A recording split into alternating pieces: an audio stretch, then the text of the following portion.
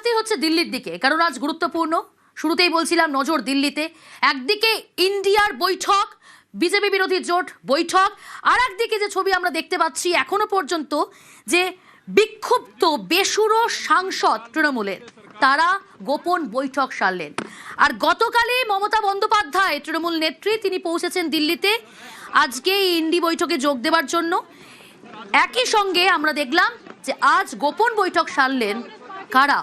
যারা বেসুরো সাংসদ তৃণমূলের, তারা। ইতিমধ্যে সেই গোপন বৈঠকের ছবি সামনে এসেছে। 5 রাজ্যে বিধানসভা নির্বাচন, সেই নির্বাচনের পর শুধু নয়, গত 10 মাস পর প্রথম বৈঠক বিরোধী জোট ইন্ডিয়ার বৈঠক। সেই বৈঠক একই সঙ্গে আমরা দেখতে পাচ্ছি যে বিক্ষুব্ধ সাংসদ যারা তৃণমূলের, বেসুরো সাংসদ যারা, তারা গোপন বৈঠক সেরেছেন। দিল্লি গিয়েও কি তাহলে ভাঙন ঠেকাতে পারলেন না মমতা বন্দ্যোপাধ্যায়? সুখেন্দু শেখর রায় রাজ্যসভার সাংসদ পদ থেকে ইস্তফা দিয়েছেন। শুধু তাই নয়, দলও ছেড়েছেন। একদম সরাসরি সংবাদ মাধ্যমের মুখোমুখি হয়ে তিনি জানিয়েছেন সে কথা।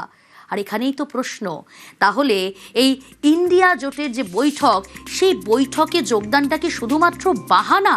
কারণ দিল্লি গিয়েও তো সেই ভাঙন ঠেকাতে পারলেন না মমতা বন্দ্যোপাধ্যায়। ব্যাখ্যা নেওয়ার চেষ্টা করব। সরাসরি নিউজ রুম থেকে রয়েছে কমলিকা সেনগুপ্ত। কমলিকা, এটা স্পষ্ট যে শুধুমাত্র ইন্ডিয়া অ্যালায়েন্সের বৈঠকের জন্য মমতা বন্দ্যোপাধ্যায় যাননি। মমতা বন্দ্যোপাধ্যায় গেছিলেন যে ভাঙন দলে হচ্ছে এবং যেভাবে বিধানসভায় পুরো একদম ভেঙে চুরমার হয়ে ঋতব্রতর যে ব্লক, সেই ব্লকে ঋতব্রত যেভাবে বিরোধী দলনেতা হলো, সে জায়গায় থেকে দাঁড়িয়ে তিনি সেটা ভালো করেই বুঝতে পারছিলেন। এবং তিনি যখন দিল্লি পৌঁছলেন তখন সবচেয়ে যে ছবিটা সামনে এলো, যে দিল্লি তিনি যখন গেলেন তখন তার সঙ্গে এই সমস্ত সাংসদরা তারা কেউ দেখা করতে এলো না। এবং যেই সময় মমতা বন্দ্যোপাধ্যায় তিনি দিল্লিতে রয়েছেন, সেই সময় তার সঙ্গে দেখা না করে প্যারালাল একেবারে তারা একসঙ্গে মিলে, এই যে যারা বেসুরো তারা একসঙ্গে মিলে আলাদা বৈঠক করলো।